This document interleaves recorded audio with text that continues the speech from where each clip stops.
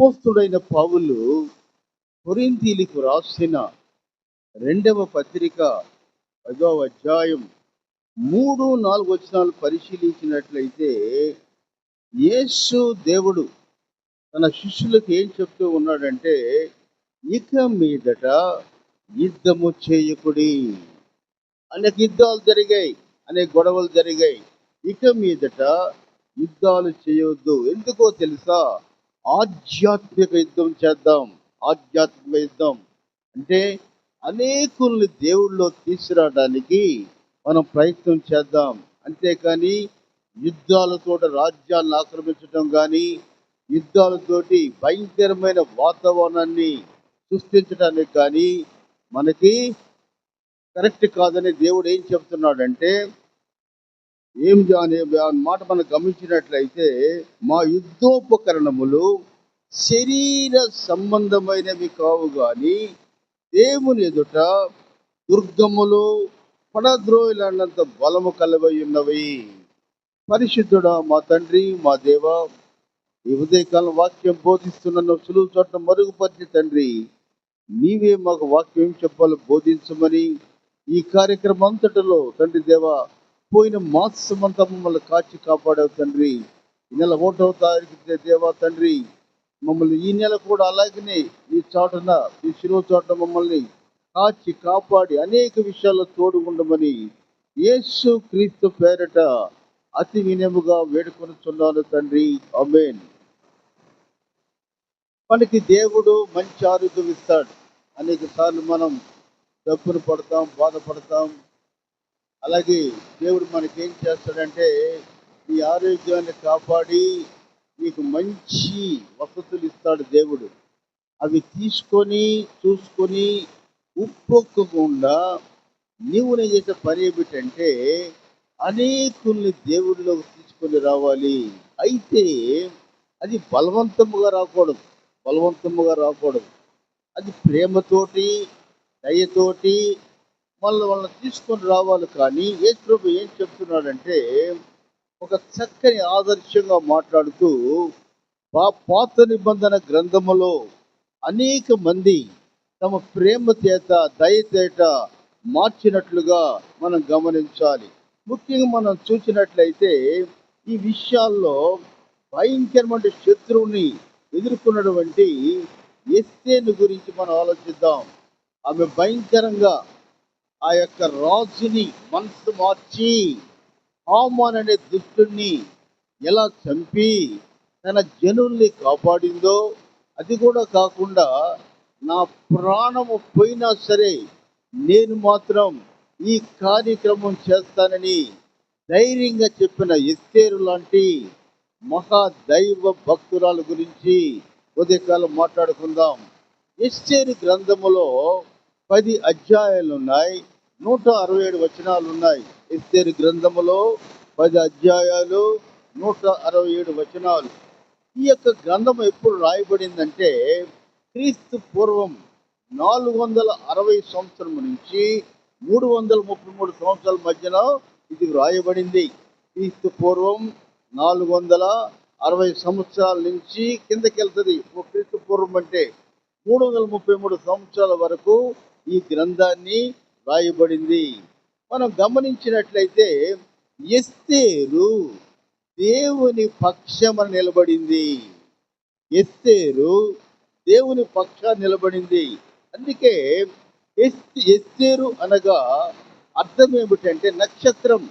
ఇస్సారు అనేటువంటి దేవత నుంచి పారసీకులు కోల్చేటటువంటి ఆ యొక్క ప్రాంతంలో ఎస్తేరు యొక్క అర్థం ఏమిటంటే నక్షత్రము.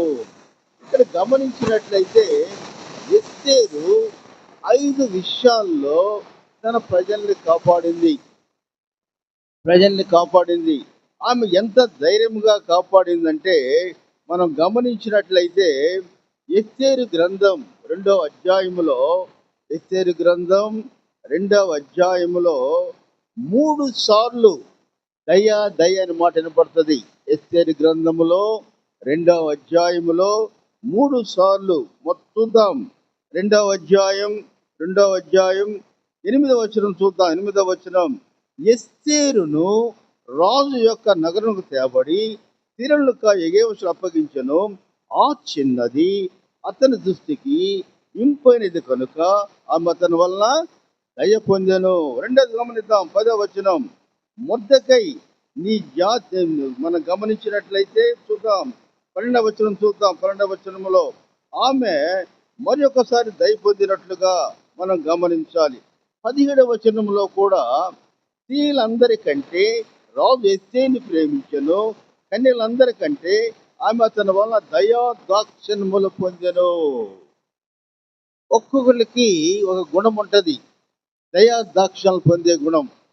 కొంతమందిని చూస్తే మొహం మండిపోద్ది, వాళ్ళ మొహం ఎందుకు చూసాం పొద్దున్నని.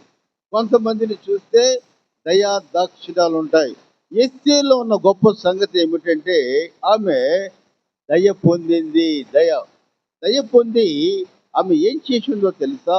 ఏం చేసిందంటే తన జనాల్ని హామాన్ అనే దుర్మార్గుడి యొక్క దగ్గర నుంచి కాపాడుకున్నట్లుగా మనం గమనించాలి. బైబిల్ గ్రంథములో 2 పుస్తకాల్లో దేవుడి పేరు వినపడదు. బైబిల్ గ్రంథములో 2 పుస్తకాల్లో దేవుని పేరు వినపడదు. మొట్టమొదటి పుస్తకం ఎస్తేరు గ్రంథం, రెండవది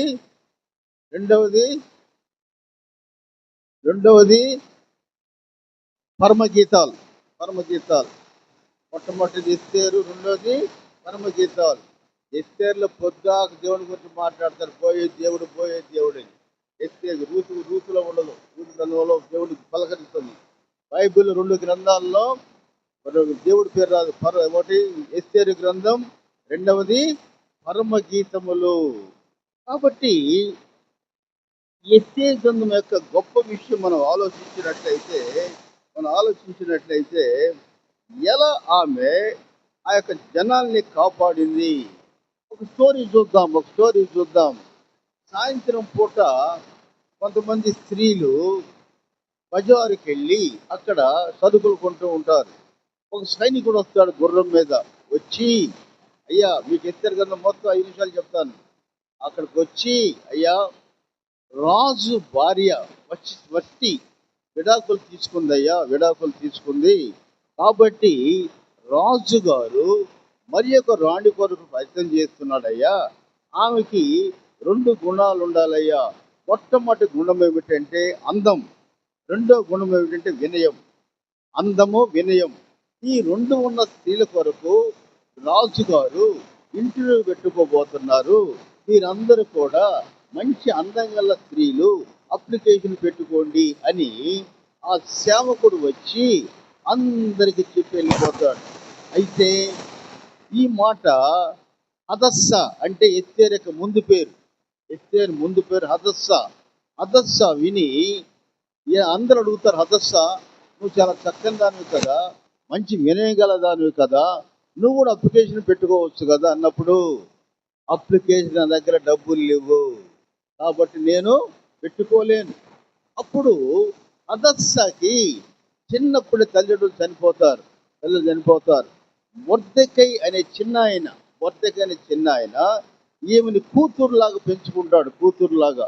పెంచుకొని, అమ్మా ఆ డబ్బులు నేను ఇస్తాను, నువ్వు కూడా ఒక కాగితం పడేయమ్మని చెప్పినప్పుడు, అది బాగానే బాబాయ్, మరి ఫోటో ఖర్చు ఎవరు ఇస్తారు, అది కూడా నేనే ఇస్తానమ్మా అని చెప్పి అప్లికేషన్ పెడతారు. పెట్టినప్పుడు అక్కడ ఏం జరుగుతుందంటే షూషన్ అనే కోటలో ఏగే అనే ఒక నపుంసకుని యొక్క ఆధ్వర్యంలో ఇంటర్వ్యూ జరుగుతుంది.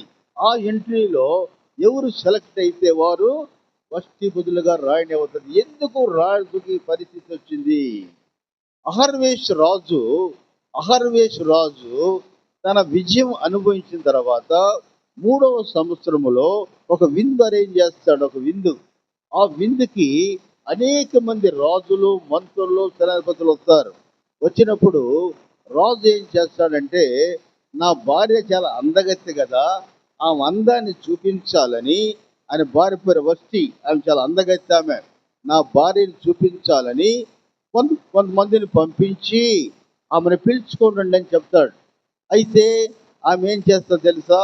ఆమె కూడా 7వ రోజున తన భర్త గురించి మంచి విందు తయారు చేసి ఆమె ఏమంటదంటే, మనం గమనించినట్లయితే ఆ యొక్క వష్టి అనే ఆమె చాలా అందగత్తె. నువ్వు కిరీటం పెట్టుకొని ఈ మధ్యలో రమ్మంటే నేను రాను, నేను రాను. వెంటనే అందరి ముందు రాజుకు పరువు పోదు. వెంటనే ఇదేంటి రాణిని నేను పిలిచినప్పుడు ఆమె రావాలి కదా, ఎందుకు రాలేదు అంటే ఈ పక్కోళ్ళు ఏం చేస్తారు, ఇంకా ఎంకరేజ్ చేస్తారు. ఎట్లా ఎంకరేజ్ చేస్తారు, ఆడ మనిషి అంటే భర్త మాట వినాలి, పిలిచినప్పుడు వెళ్ళాలి కదా, కాబట్టి నీ గతే ఇట్టుంటే మా గతి ఇంకెట్లుంటుంది, నీ పరిస్థితి ఎలా ఉంటే నా పరిస్థితి ఎలా ఉంటుంది అని చెప్పి రాజుని బాగా ఒక మత్తులోకి తీసుకెళ్ళి, రాజా ఇంకా ఈమె మన కోటకు రానక్కరలేదు, ఈమెకు మన కోటకి రానక్కర్లేదు, కొత్త రాణి కొరకు అన్వేషిద్దాము. అందుకే ఆ సైనికుడు వచ్చి అందము వినేయగల స్త్రీ మనకు కావాలని చెప్పి ఒక ప్రాపగండ చేస్తున్న సమయంలో మనం ఇందాక విన్నాం. గమనిద్దాం, రాజు మాట వ్యక్తి వినలేదు, పక్క వాళ్ళందరూ కూడా కొత్త రాణి కోసం వెతుకుతున్నారు. ఆ కొత్త రాణికి 2 గుణాలు ఉండాలి, ఒకటి అందము, 2 వినయం. అది స్టోరీ. అయితే ఇక్కడ వెళ్ళినప్పుడు మనం చూసినట్లయితే వీళ్ళందరినీ కూడా సూషన్ కోటలో ఏకైక అప్పగిస్తారు. వాళ్ళు సుమారు 6 నెలలు వాళ్ళు అలంకరిస్తారంటే సుగంధ ద్రవ్యాలతో వారికి అన్ని విధాల స్నానం చేయించి మంచి బట్టలు ధరించి అందగత్తెల్లా తయారు చేస్తారు. అందగత్తెలు అంటే కొంతమంది వంశంలో అందగత్తెలు వాళ్ళే పుడతారు, కొన్ని వంశాల్లో ఉండరు. ఆ అందగత్తెల కోసం ప్రయత్నం చేస్తున్న సమయంలో ఎస్తేరు కూడా వన్ ఆఫ్ ది క్యాండిడేట్, దాంట్లో ఒక ఒక అభ్యర్థి. ఇది కథ.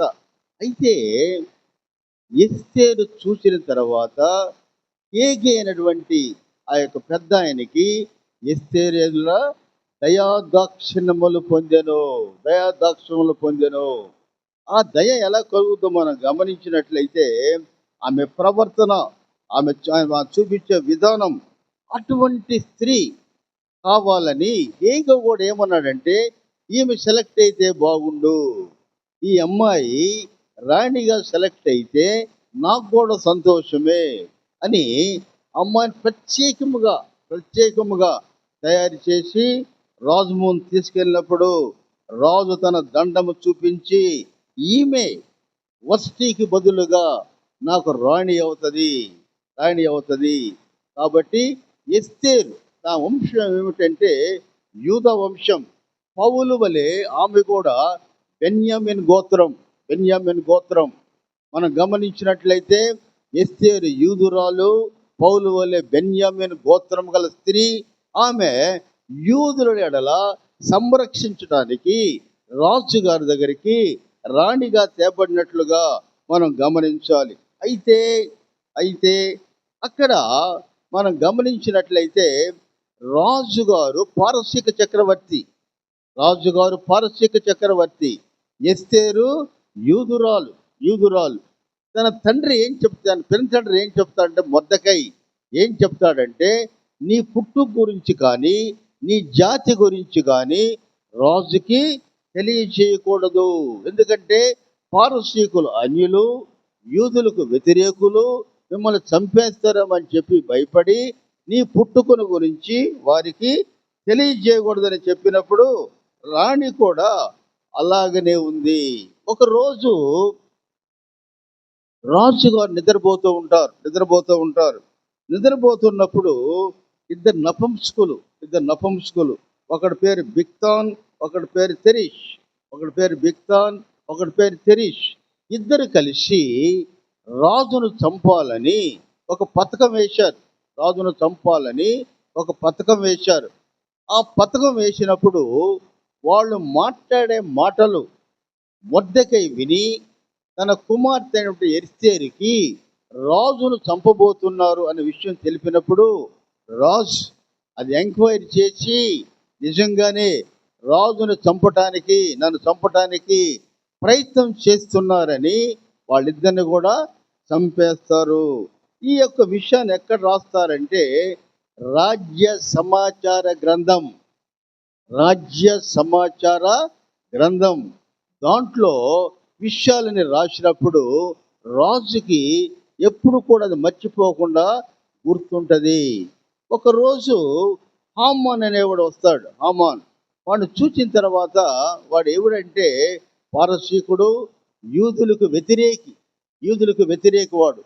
వాడు ఏం చేస్తాడంటే, రాజా మన ధనాగారంలో డబ్బు లేదు, మనం ఏం చేద్దామంటే యూదులందరినీ కూడా చంపేసి ఆ డబ్బు తీసుకొని వచ్చి నీ ధనాగారాన్ని నింపుతాను అని రాజుకి డబ్బాష పెట్టి రాజు మనసుని మారుస్తాడు. నేను చెప్పే కథ మీకు బాగా అర్థమవుతుందా? స్టోరీలాగుందా? నిదానంగా చెప్తూ ఉన్నాను నేను. నేర్చుకోండి, బాగుంటుంది ఇది. మనం గమనించినట్లయితే ఎలా ఎస్తేరు రాజు మనసుని ఆకర్షించిందో మనం గమనించినట్లయితే చెప్పి రాజుని ఎంకరేజ్ చేస్తాడు. అహర్వేషు రాజు ఏం చేస్తాడంటే వీడి దొంగ మాటలు నమ్మి ఒక ఆర్డర్ వేస్తాడు. ఏమని? రాజముంగురం వాడికి ఇచ్చి నువ్వు ఏమన్నా రాసుకో. అప్పుడు ఎందుకు ఈ కోపం అంటే హామాన్ అనే పారసీకుణ్ణి ప్రధానమంత్రి హోదా తీసుకెళ్తాడు రాజు. వాడు వెళ్ళేటప్పుడు అందరు లేచి నిలబడతారు. ఒక్క మొర్దెకై మాత్రమే లేచి నిలబడ్డాడు. ఆయన వచ్చి రోజు చూస్తున్నారు, ఎవడు వీడు? అందరు లెగుస్తున్నారు, నన్ను అందరు గౌరవిస్తున్నారు, వీడు లెగవడేమంటే నేను లెగవనని లేకని కూర్చుంటాడు కాపులాదారుడుగా. తర్వాత కొంతమంది, అయ్యా అట్లా కాదయ్యా, ఆయన ప్రధానమంత్రి కదా, నువ్వు లెగవాలంటే నేను యూదుడను. మీరు గమనిస్తే ప్రపంచంలో రాకెట్ కనుకొంది యూదులు, ప్రపంచంలో యుద్ధ వీరులు యూదుడిని ఎవరನ್ನು గమనిస్తే ఇప్పటికి కూడా వాడి మనసులో సంతోషం ఉండదు. యూదుడిని గమనిస్తే జ్ఞానవంతుడు. ఎందుకంటే రాబోయే మెస్సియాని గురించి ఇంకా యూదులు ఆలోచిస్తూనే ఉన్నారు. అంతటి కరుడు కట్టినటువంటి మంచి సైనికులు సుమారు 85 లక్షల దేశమైన 6 కోట్ల దేశాల్ని ఓడిస్తూ ధైర్యం ఉన్న ప్రాంతం ప్రజలు యూదులు. ఒక మాట ఉందంటే వాళ్ళు ఎవరి మాట కూడా వినరు వాళ్ళు. అందుకే ఆ యొక్క రాజు ప్రధానమంత్రి వచ్చినప్పుడు నేను లెగవాలని అవసరం నాకు లేదు. ఒక విషయం మనం గమనిద్దాం. ఎవరి మొర్దెకై అంటే వాడు ఆ యొక్క పారసీక చక్రవర్తులు, బబులోను చక్రవర్తులు అనేక మంది యూదులను పట్టుకొని పోయినప్పుడు వాళ్ళల్లో ఒక బానిసే మొర్దెకై. ఇక్కడ మనం గమనించినట్లయితే రాజు ఆజ్ఞ పొందినటువంటి ఆయన వెంటనే సంతోషంగా ఇంటికి వెళ్తాడు. ఆయన భార్య పేరు జెరుస్సా, హామాను భార్య పేరు. ఆయనకు 10 మంది పిల్లలు. వెంటనే ఇంటి దగ్గర ఒక 5 అడుగుల పెద్ద కొయ్య తయారు చేసి ఇక్కడ మొర్దెకైని చంపాలని ఒక పథకం వేస్తాడు. వాడు ఏం చెప్తాడంటే, రాజా నేను మొర్దెకైని ఇక్కడ ఆ వంశాన్ని నాశనం చేస్తానని చెప్పి ఇంటికి వెళ్ళి ఏమంటాడు తెలుసా? జెరుస్సా, నాకు మంచి పదవి వచ్చింది, నన్ను ఒకడు లెక్క చేయటం లేదు, వాడు వంశాన్ని నాశనం చేస్తాను అని ఇంటికాడ చాలా భయంకరంగా ఆయన శపథాలు చేస్తాడు. వాడి దగ్గ భార్య కూడా ఎందుకని చెప్పలేదు ఆమె, మంచి పని చేస్తున్నావయ్యా, వాళ్ళని నాశనం చేయయ్యా అని చెప్పినప్పుడు ఆ మాట మొర్దెకై విన్నప్పుడు తన కూతురైన ఎస్తేరుకి ఈ యొక్క సంగతి తెలియచేయాలని రాజు కోట ముందు కూర్చొని బట్టలు చింపుకొని అన్నము లేకుండా అక్కడే కూర్చున్నాడు. ఆ సమయంలో కొంతమంది వచ్చి సేవకుల ద్వారా ఎస్తేరుకి ఆ విషయం తెలుస్తుంది. ఎస్తేరు వెంటనే మంచి బట్టలు మొర్దెకైకి పంపిస్తుంది. ఆయన నాకు ఈ బట్టలు అక్కర్లేదంటాడు.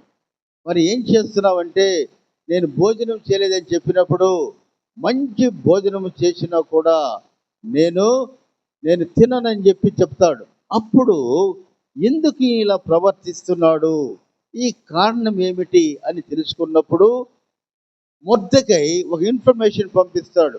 నీ జాతి ప్రజల్ని హామాను, దుర్మార్గుడైన హామాను రాజును పట్టుకొని చంపించబోతున్నారు, నువ్వు మాకు సహాయము చెయ్యి. ఇక్కడ 3 విషయాలు గమనిద్దాం. 3 విషయాలు. మొట్టమొదటి విన్నపం ఏమిటంటే, అందుకే నిన్ను దేవుడు రాడిగా చేశాడు. రెండో విన్నపం ఏమిటంటే, నీ జాతిని సంరక్షించినటువంటి ఒక పరిస్థితి నీకు వచ్చింది. మూడో విషయం ఏమిటంటే, నువ్వు మాకు చేసే సహాయం, నువ్వు చేసినా చేయకపోయినా మాకు ఇంకొకసారి ఆ యొక్క సహాయం పొందుతాము. కాబట్టి వచ్చిన అవకాశాన్ని సద్వినియోగం చేసుకో. వచ్చిన అవకాశాన్ని సద్వినియోగం చేసుకో. రాజు దగ్గరికి వెళ్ళాలంటే మామూలు వెళ్ళటానికి వీలు లేదు. అప్పటికే ఎస్తేరు రాణి రాజును చూచి 30 రోజులు అవుతుంది. 30 రోజులు. అప్పుడు తండ్రికి ఏం చెప్తుందంటే, చిన్న తండ్రికి, నేను రాజును చూసి నెల అవుతుంది, నేను ఎలా వెళ్ళాలంటే అవి నాకు తెలియదు, నువ్వు చేస్తే చెయ్యి, లేకపోతే నేను ఇంకో మార్గం చూసుకుంటాను. అప్పుడు ఎస్తేరు ఒక హుకుం జారీ చేసింది. నేను నా యూదా ప్రజలు 3 రోజులు ఉపవాసం ఉండి ప్రార్థన చేస్తాం. ప్రార్థన చేసిన తర్వాత నేను వెంటనే రాజు దగ్గరికి వెళ్ళి రాజు అనుగ్రహాన్ని పొందుతాను. ఒకవేళ పొందకపోతే నేను చచ్చిపోయినా పర్వాలేదు, నా జాతి బాగుపడాలి. నేను చనిపోయినా పర్వాలేదు, నా జాతి బాగుపడాలి. అది ఎస్తేరు యొక్క నిర్ణయం. ఇక్కడ మనం గమనించినట్లయితే మూర్ఖపు రాజులు వారు కానీ భార్యలు కానీ పిలవకుండా వెళితే వెంటనే వాళ్ళని మరణశిక్ష వేసేస్తారు. ఆ సమయములో 3 రోజులు ఎస్తేరు తన యూదులతో మొత్తంతో కూడా కూర్చొని ప్రార్థించి రాజు వరకు వెళ్తుంది. అహర్వేషు రాజు సింహాసనం మీద కూర్చొని ఉంటాడు. సింహాసనం మీద ఎస్తేరును చూస్తాడు. అయితే ఎస్తేరును చూపించి తన దండం ఆ వైపు చూపిస్తాడు. అంటే ఆమె అనుగ్రహం పొందింది. ఆమె వెళ్ళిన తర్వాత, ఏం ఎస్తేరు, నీకు ఏం కావాలి? నా రాజ్యంలో సగం రాజ్యం నీకు ఇస్తానన్నాను కదా, నీకు ఏమి కావాలన్నప్పుడు ఎస్తేరు 5 విన్నపాలు కోరింది. ఎన్ని కోరింది? 5 విన్నపాలు. మొట్టమొదటి విన్నపం ఏమిటి? మనం గమనించినట్టయితే, రాజా, నేను చక్కగా వంట చేస్తాను, బాగా వంట చేస్తాను, ఈ విందుకి నువ్వు హామానుతో రండి. మొట్టమొదటి విన్నపం, ఈ విందుకు నీవు హామానుతో రండి అన్నప్పుడు రాజు సరే అంటాడు. మళ్ళా వెళ్ళి, అయ్యా ఇంకొక విన్నపం అయ్యా, ఆ విందులో తప్పక హామాను పాల్గొనాలి. ఆ విందులో తప్పక హామాను పాల్గొనాలి. హామాను ఈ మాట విని, అబ్బా, రాజే కాదు రాణి కూడా నాకు సపోర్ట్ చేస్తుంది, ఇంక నాకేం ఇంటికి వెళ్ళి ఫోజు కొడతాడనమాట భార్య దగ్గర. ఏమని? రాణి కూడా నన్ను కోరుకుంటుంది, నాకు అన్నం పెట్టుదట, విందు చేస్తుందట, నా పరిస్థితి అంతా మారిపోయింది అని చెప్పి అందరూ సంతోషంగా ఉంటారు. 3వసారి విందు జరుగుతున్నప్పుడు రాజా, మూడో విన్నపం చూద్దాం. మూడో విన్నపం, రాజా, మా ప్రజలలో మా శత్రువైన హామాను చంపదలుచుకున్నాడు.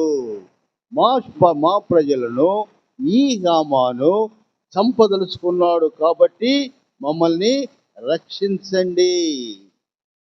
హామాను ఏం చేశాడో తెలుసా?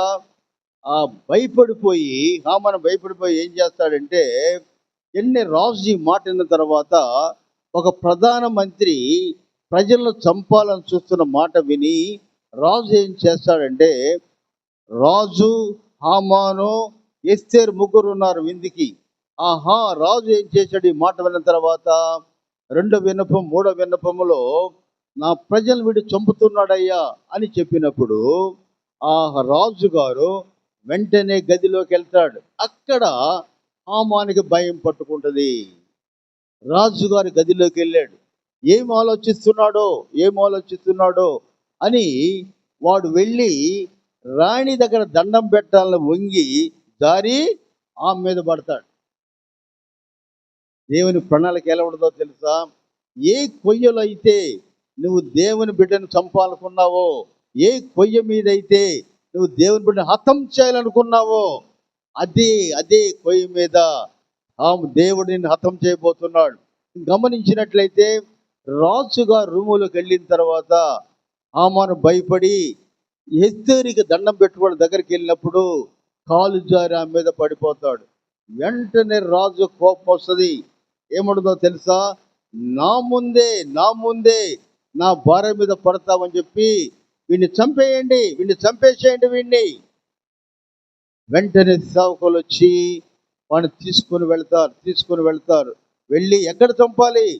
మొర్దెకైని ఎక్కడ చంపాలనుకున్నాడో అదే ప్రాంతంలో వీడికి కూడా మన శిక్ష విధించండి. నాలుగో విన్నపం, అయ్యా ఈ హామాను మీ దగ్గర ఉన్నప్పుడు ఒక హుకుం జారీ చేశారయ్యా, యూదులందరినీ కూడా చంపేయమని మీరు ఆర్డర్ ఇచ్చారయ్యా. ఆ ఆర్డర్ ప్రకారం మమ్మల్ని చంపేస్తారయ్యా, రద్దు చెయ్యి. నాలుగో విన్నపం, రద్దు చెయ్యి.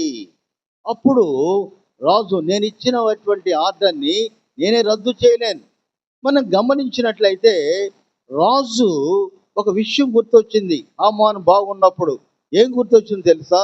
హామాను, నన్ను ఎవరైతే ప్రేమిస్తారో, నన్ను ఎవరైతే రక్షిస్తారో వారిని ఏం చేయాలి అని అడిగినప్పుడు హామాను ఏమంటాడంటే, రాజా గుర్రం ఎక్కించి రాజవస్త్రాలు ధరించి ఊరంతా ఊరేగించాలి రాజా అని చెప్పినప్పుడు ఈ హామాను ఏమనుకున్నాడంటే, నన్ను గురించి రాజు ఈ మాట చెబుతున్నాడని పొరపాటు పడ్డాడు. కానీ రాజుకి మన రాజ్య బుక్కులో అక్కడ మొర్దెకై కాపాడే విషయం గుర్తొచ్చి, అయితే ఈ సన్మానము మొర్దెకై చెయ్యి. వీడు సడన్ గా భయపడిపోతాడు. నాకు సన్మానం చేస్తానని నాకు పవర్ ఇస్తే నా శత్రువైన మొర్దెకైని నేను గుర్రం మీద ఊరేగించి రాజవస్త్రాలు ధరించి వాడిని గెలిపించాలా? కానీ రాజాజ్ఞ. వెళ్ళాడు, అలాగనే చేశాడు. ఆ మొర్దెకై రాజకోటలోకి, షూషన్ కోటలోకి ప్రవేశించే మార్గం అయిపోయిన తర్వాత ఎస్తేరు యొక్క మూడో విన్నపం ఏమిటంటే, ఈ హామాను మా వంశస్థుల్ని నాశనం చేయబోతున్నాడు, వెంటనే వీడిని చంపేయండి. నాలుగవది ఏమిటంటే, మీరు రద్దు చేసినటువంటి ఆ యొక్క భక్తులు మీకు కుదరదు కాబట్టి మొర్దెకైకి మళ్ళా ఉంగరం ఇచ్చి యూదులందరినీ కూడా కాపాడమని మరి ఒక ఆర్డర్ ఇవ్వమని ఆమె విజ్ఞాపన చేస్తున్నట్లుగా మనం గమనించాలి. ఐదో విషయం ఏమిటంటే, హామానికి 10 మంది పిల్లలు. అయ్యా ఈ 10 మందిని ఎక్కడ చంపుతారో తెలుసా? ఎస్తేరుకి ఏం చేస్తాడంటే, హామాను యొక్క గృహాన్ని రాజు ఎస్తేరుకి ఇస్తాడు. హామాను యొక్క గృహాన్ని రాజు ఎస్తేరుకి ఇస్తాడు. అప్పుడు 5వ విన్నపం ఏంటంటే, ఈ 10 మంది బిడ్డల్ని అదే ఇంటిలో అక్కడే చంపేయాలని కోరినప్పుడు రాజు ఆమె కోరికను మన్నిస్తాడు. మొట్టమొదటి విజ్ఞాపన, అయ్యా నువ్వు హామానుతో విందుకురా. రెండో విజ్ఞాపన, అయ్యా తప్పక హామాను రావాలి. మూడో విజ్ఞాపన, హామాను చేసే దుశ్చర్య. నాలుగో విజ్ఞాపన, ఆ యొక్క యూదులు చంపే ఆర్డర్ని క్లోజ్ చేయి. 5వ విజ్ఞాపన, అదే కొయ్య మీద 10 మంది యూదుల్ని చంపేసేయి. ఎంత తెలివిగా ప్రేమగా తన బిడ్డల్ని కాపాడుకుందో తెలుసా? ఒకసారి మనం గమనించినట్లయితే ఆమె పేరు చూద్దాం. ఆమె పేరు మనం గమనిస్తే టోనీ. ఆమె మంచి పెయింటర్. టోనీ మంచి పెయింటర్ ఆమె. అయితే ఆమె ఒకసారి పక్షవాతం వచ్చి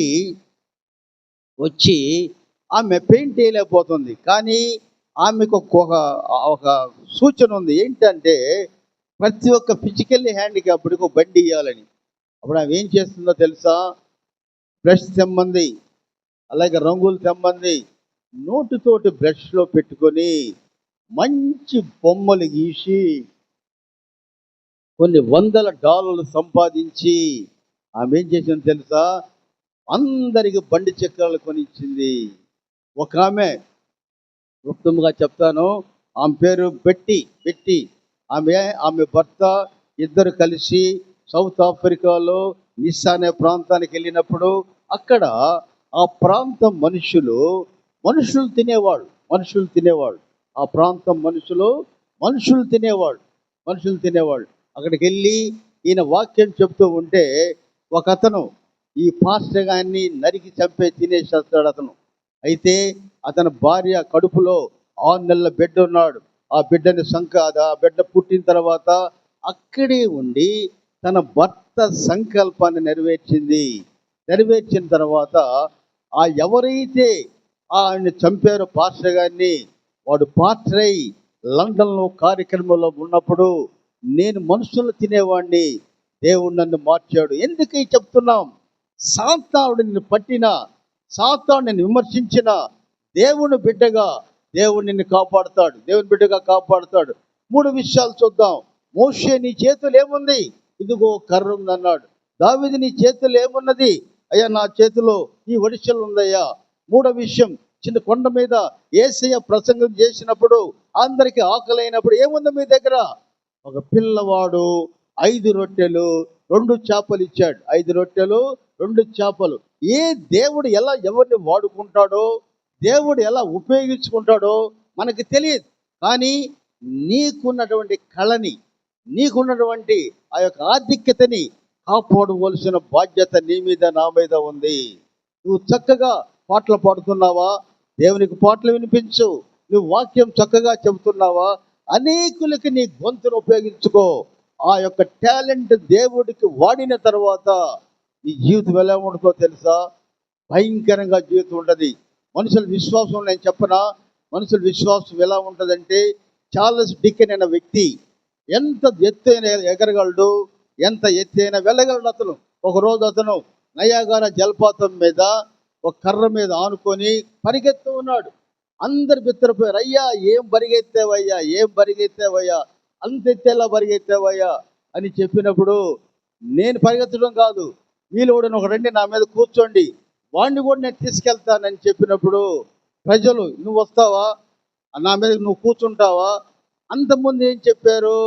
నువ్వు చాలా ధైర్యవంతుడు అయ్యా, విశ్వాసం ఉందయ్యా, అంత ఎత్తెక్కి ఎట్లా నువ్వు స్వారీ చేస్తున్నావయ్యా అన్నారే కానీ ఎవరైతే నా మీద కూర్చోండి నేను తీసుకెళ్తానన్నప్పుడు ఒక్కళ్ళు కూడా రాలేదు. అది మన విశ్వాసం. వింటానికి చాలా బాగుంటుంది, ఎవడు కూడా పోలేదు. కాబట్టి ఇన్ని విషయాలు ఉన్న తర్వాత మనం గమనించినట్లయితే హతత్సా ఎస్తేరుగా మారి తన జనాన్ని ఎలా కాపాడుకుందో, తన టాలెంట్ని ఉపయోగించుకుందో. మన చదివే కొరింథీయుల పత్రికలో ఇక యుద్ధోపకరణాలు లేకుండా ప్రజల మనసుని మనం గెలవాలి. దేవుని వాక్యాన్ని పట్టుకొని మనం వెళ్ళాలి. అప్పుడే దేవుడు నిన్ను అనేక మంది ముందు నిన్ను శ్లాఘిస్తాడు, నిన్ను కరుణిస్తాడు. నీ టాలెంట్ను ఉపయోగించుకో. టాలెంట్ ఎలా ఉపయోగించుకోవాలో తెలుసా? నీకున్న శక్తిని ఉపయోగించుకో, నీకున్నటువంటి బలాన్ని ఉపయోగించుకో. దేవుణ్ణి ఘనపరచు. అలాగా ఎస్తేరు ఎలా చేసిందో మనం గమనించినట్లయితే ఒక్కొక్కరు ఆలోచనిస్తారు. ఒక చక్కగా మంచి వంట వండగలరు, వాళ్ళు చక్కగా ఏందో పనులు చేయగలరు. వాళ్ళ టాలెంట్ని ఇంటికి దేవుడికి వాడాలి, ఇంటికి కూడా వాడుకోవాలి. ఎస్తేరు జీవితంలో దయ పొందింది. ఆ దయ తన కుటుంబాన్ని, తన వంశాన్ని కాపాడుకుంది. అనేకులు దేవుని రాజ్యంలో చేర్చబడ్డారు. యూదు మతాన్ని వాళ్ళందరూ కూడా బలవంతంగా వాళ్ళందరూ బాప్తిసం తీసుకొని అనేకులను క్రైస్తవులుగా మార్చిన ఎస్తేరు రాణి ఈ ఉదయ కాలమున మనకెంతో ఆదర్శం. మనం ఏమన్నా అలా పనిచేస్తున్నామా? మన ఎస్తేరు వలె పనిచేస్తున్నామా? అంత సమస్య నీకు వచ్చిందా? ఏ సమస్య లేకపోయినా సరే మన తలంతుల్ని మనం వాడుకోకుండా మనం జాగ్రత్తగా పెట్టుకొని దాన్ని నాశనం చేసుకుంటున్నాం. ఎస్తేరు వలె దయ పొంది మనం కూడా దేవునికి దగ్గరగా ఉండాలని కోరుకుంటూ ఉన్నాం. అటువంటి టాలెంట్ నీకుందా? అటువంటి టాలెంట్ నీకుందా? మనం గమనించినట్లయితే 22వ తారీఖున నా మనవడు బర్త్డే చేస్తుంటే ఒక కాలేజీ ఈ కొద్ది మాటలతో ముగిస్తున్నాను. ప్రార్థన చేసుకుందాం. కృపా సత్యవంతుడైన దేవ, యేసునైన మా తండ్రి, అనేక వాక్యాలు విన్న మేము తండ్రి యుద్ధోపకరణాలు వదిలివేసి దయ అనే అస్త్రముతోటి అనేకులు మార్చిన ఇస్తేను గురించి ఆలోచిస్తున్నాం తండ్రి దేవ. అలాగే మా జీవితాలు కూడా అలాగనే ఉండాలని, అలాగే మేము ఆశీర్వదించబడాలని తండ్రి, మా కుటుంబాలను ఆశ్రయించు తండ్రి. మా చేతిలో కర్ర ఉంది తండ్రి, మా చేతిలో వడిసేలు ఉంది తండ్రి, మా చేతిలో 5 చేపలు ఉన్నాయి తండ్రి. అయినా మేము వాడబడటం లేదు నాయన. వాడబెట్టేటి చేయమని విజ్ఞాపన చేస్తున్నాం తండ్రి నాయన. గత మాసం అంతా ఏ కష్టము లేకుండా మమ్మల్ని కాపాడేవయ్యా. ఈ నవంబర్ నెల మాసం కూడా మా కుటుంబాన్ని మంచిగా కాపాడమని, అయ్యా మా పాలెములు ఎవరు కూడా అనారోగ్యాలు ఉండకుండా, అలాగే మంచి స్థితిలో ఉండే భాగ్యం కలిగించమని, మా పాలెము చుట్టూ 1000 దూతలు కంచె వేసి ప్రతి ఒక్క కుటుంబాన్ని దర్శించి కాపాడి ఆశీర్వించమని తండ్రి. ఇంత చక్కటి కార్యక్రమం నడిపిస్తున్న ఈసీవయ్యే బిడ్డల్ని, ఎగ్జిక్యూటివ్ కమిటీని, వాళ్ళ తల్లిదండ్రులను దీవించి ఆశీర్వదించమని యేసు క్రీస్తు పేరట అతి వినయముగా వేడుకొనుచున్నాను తండ్రి. ఆమేన్. యెహోవా యొక్క కృపయు, క్రీస్తు యేసు యొక్క రక్షణయు, పరిశుద్ధత్వన్యాన్ని సోకవను వాక్యమైన ప్రతి బిడ్డకి, ఇక్కడ చేయని ప్రతి కుటుంబానికి సదాకాలము కావలి నడిపించి క్షేమాభివృద్ధి కలుగు చేయను గాక. ఆమేన్, ఆమేన్, ఆమేన్.